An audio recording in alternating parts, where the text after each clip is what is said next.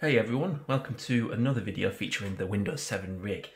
If you watched the last video featuring this build, you remember the Gigabyte motherboard I purchased came with the Pentium G630 2.7 GHz processor and 2GB of RAM, and that I said I would like to put this combo to the test. So that's exactly what I'm going to do in this video today, and also swap the graphics card out for something a little less, shall we say, desirable. So the Pentium G630 was introduced on the 4th of September 2011 and was priced at a reasonable $75 or £46 at the time. Nowadays you can find it on eBay for the same price as a cup of coffee, but you may as well go for the i3 2120 that can actually handle newer titles like GTA 5, which apparently the G630 can not. So firstly, I will do some benchmarking with just the CPU and RAM swapped over.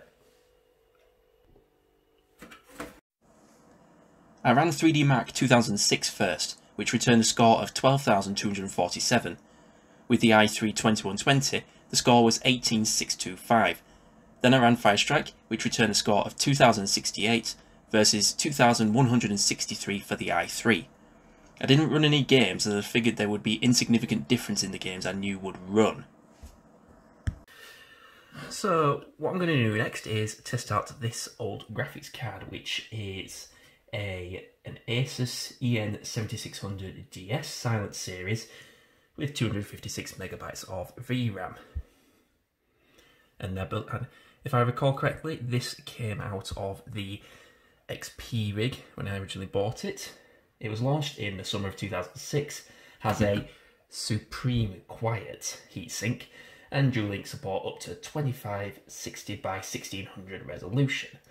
According to Asus's website, it supports streaming to the web and recording gaming action, and it even has NVIDIA SLI. It supports streaming to the web, recording gaming action, and is even NVIDIA SLI ready. Now this is where things get interesting. 3D Mark 2006 returned a score of just 2,256, and it won't even run Firestrike, so how will it cope with gaming? I tried CSGO first and set all graphics to the lowest settings, but was still unable to achieve over 3 frames per second, definitely unplayable. Portal 2 was quite surprising.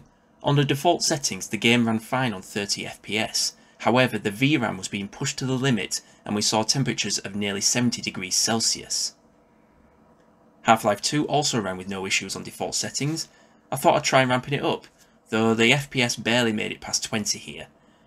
Going back further in time, I ran GTA Vice City with no cap on FPS, and it ran on at least 120 frames per second without even breaking a sweat.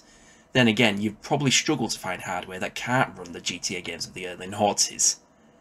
And finally, a personal favourite of mine, Red Faction from 2001, running perfectly at 60 frames per second. So what's the verdict? The way I see it, this would be a great entry-level build for retro gaming, whilst maintaining everyday usage with tasks like internet browsing etc. if you use an operating system that's still supported. The most expensive component is the motherboard, especially if you opt for a non-OEM socket 1155 LGA model, which I personally recommend you do. In a future video, I'll be running similar tests with a socket 478 board and Intel Celeron D, as I feel that platform may be more budget friendly for entry-level retro gaming. So that's all from the Windows 7 rig for now. If you liked this video, be sure to leave a thumbs up and subscribe for more content. Stay safe, and hopefully I will see you in the next one.